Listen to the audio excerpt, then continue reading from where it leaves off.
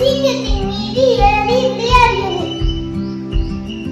எலியின் செயலால் உறக்கம் கலைந்து எழுந்த சிங்கம் கோபத்துடன் கர்ஜித்தது.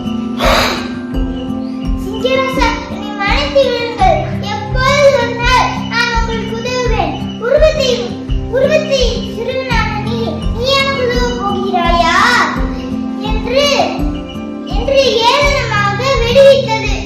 மற்ற நாள் இடை தேடி சென்ற சிங்கம் இணைந்த வலையில் சிங்கம் மாட்டிக்கொண்டது. என்னை காப்பாற்றுங்கள், என்னை காப்பாற்றுங்கள்.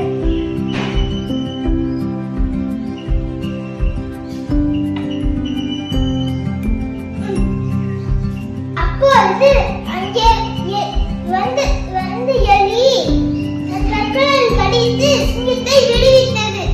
தன் காப்பாற்ற எலிக்கு சிங்கம் நன்றி கூறியது.